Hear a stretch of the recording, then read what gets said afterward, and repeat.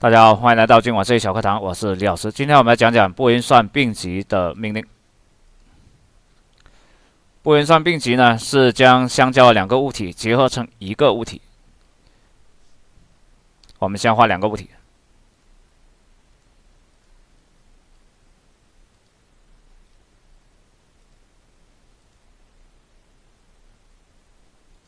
好，这样两个物体了。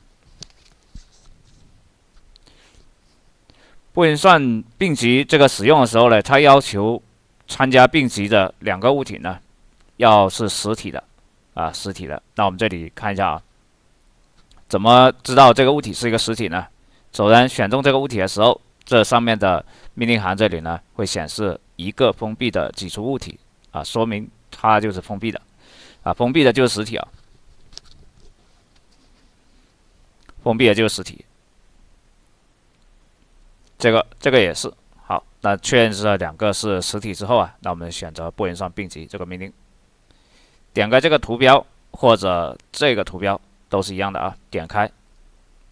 好，我们看一下，现在一个封闭的多重物体被选到，说明它已经是变成一个物体了。